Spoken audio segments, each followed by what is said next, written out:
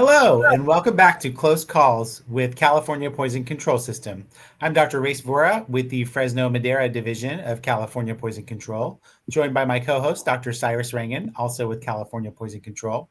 And our featured guest expert today is Jenna Jackson with our Poison Control Systems Health Education Department, based in the San Francisco Bay Area, but really serving the whole state of California and really just taking on some great initiatives related to the topic that we're going to do a deep dive on today, which is pediatric poisoning prevention.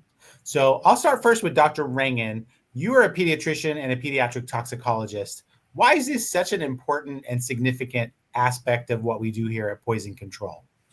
Sure. It's when it comes down to children, and I think it goes to follow that children are very curious, and they get into everything at home. And sometimes even no matter what level of supervision you give them, it can be very difficult to sometimes make sure that you're keeping everything away from children, out of reach, out of mind, etc. Over half of all of the calls that we get to poison control concern a child under the age of 6. Now, that doesn't always mean that the child is necessarily has to get rushed to the emergency department or is necessarily having a severe exposure. But we do know that these exposures happen to a very, very significant degree, and they all tend to happen in the home. So what's most important about that is to make sure that we are educating the public and providing as much poison prevention education and outreach that we can to try to keep those numbers down.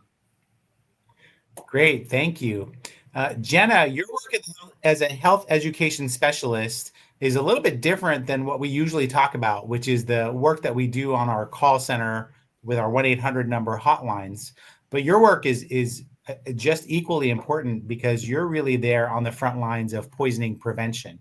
Tell us a little bit more about what that entails and really some of the great projects that you've been able to undertake in your role. Yeah, thank you.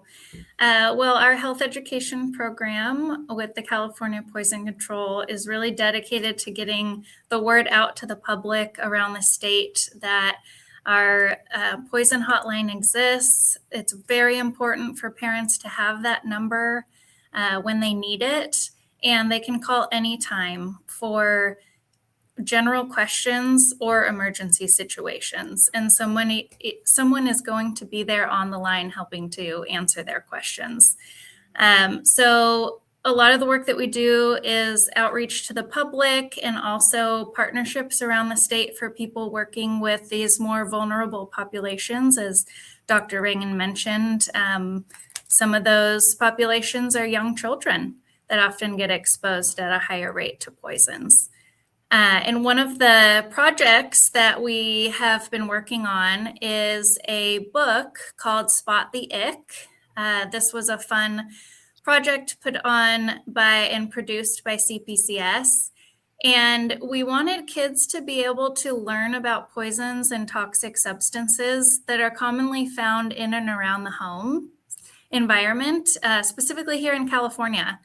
And so this book was really developed for parents, caregivers, and educators to read with young children and start the conversation about what common things can be found around the house, what might be harmful, and how they can avoid the icks, and icks being poisonous and toxic substances.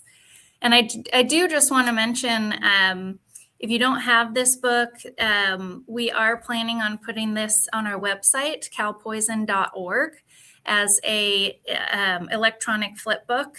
And we also have some really great free resources to the public on calpoison.org. So I do encourage viewers to stay tuned and take a look at our website and the information that we have there. Thank you. Yeah, the website has so many materials already, and the digital flipbook version of Spot the Ick is going to be a major hit. I will tell you that the actual book itself is just lovely to hold and go through. It is a lift the flap kind of book, so it's very interactive, very engaging, very attractive to young kids. I wanted to ask you a couple of questions. First, many parents or new parents may not understand that as kids develop, they have different developmental ages And so, toddler proofing your house or child proofing your house is kind of a constant, really a constant task that parents have to undertake. So I wanted you to comment about that. And second, could you just give us like a short list of what are the most common sort of, substances, either yourself or Dr. Rangan, what are the most common substances that young children get into, just for our viewers to kind of contextualize what we're talking about? Sure. Yeah, I'll start with the kind of poison proofing your home or just child proofing your home in general. It's kind of an ever evolving thing. I do have two toddlers at home, and I feel like a broken record right now with do not put that in your mouth, do not put that in your mouth. And the younger children do explore their environments. They're constantly touching things. And one of the ways they explore things is by putting them straight into their mouths. So one of the things with younger children is supervision is very important. But the reality of being a parent is you're busy, you're multitasking. Sometimes you turn around for a minute and children act fast. So really safe storage is key, and making sure that if you do have things around the home, which everybody does, that can be harmful to the body, you need to safely store those up away out of sight and reach of children. And then, as children age, that does change. And one of the things that we are finding with older children are social media challenges and things that children might be finding on the internet, and being dared to get into things in their home. So not only supervising your child in their physical environment, but also their virtual environment as they get older and have more access to things like that. And then second part of that question was what kind of things are children most commonly getting into? And for the age group of 0 to 6 years old, the top two are really over-the-counter medicines, things like pain relievers and sleep aids. And then that's followed by choking hazards, so things that kids can put into their mouths and swallow.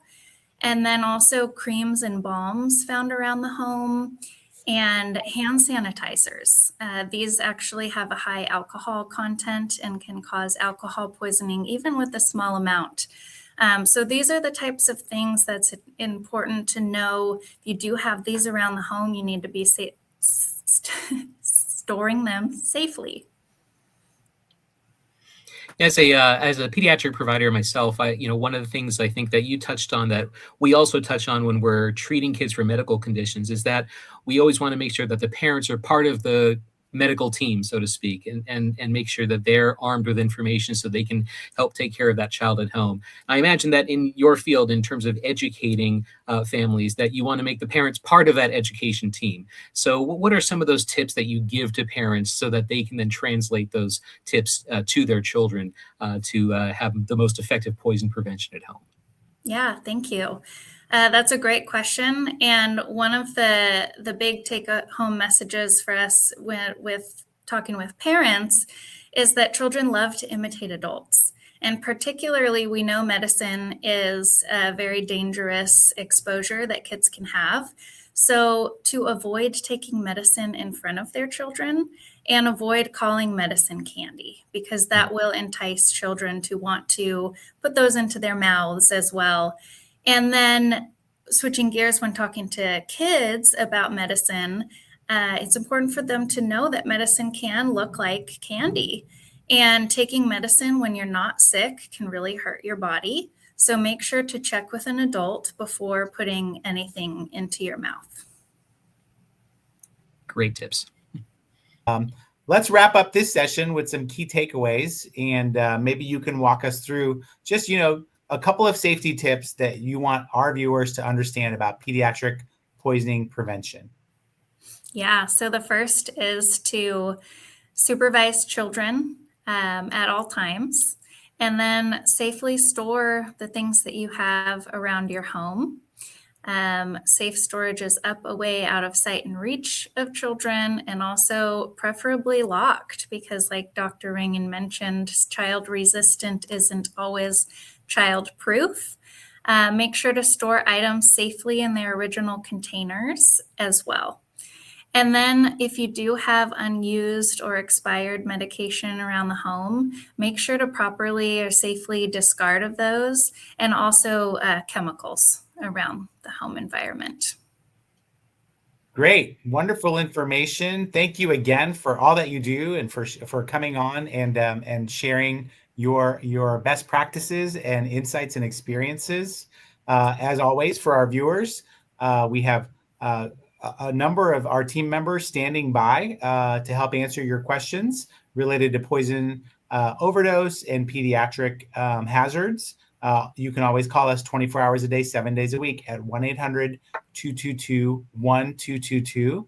And as I understand it, if people want to contact the health education team, we're also sharing an email. So feel free to email our health education team. It's our statewide specialists in health education, just like Jenna Jackson, who will be working closely with all of our partners around the state to help make sure that pediatric poisoning prevention educational materials, whether it's lectures, written materials, posters, we have all of those available. We're happy to share those resources with anyone who inquires. So that email is also included at the bottom of this video. Yes. Thank you so much. healthed@calpoison.org, just in case you can't see it. So feel free to email us with any partnership or educational opportunities. Thanks for coming on today, Jenna Jackson, and thanks, Dr. Rangan, for this great session of Close Calls with California Poison Control. Thanks so much. Thanks.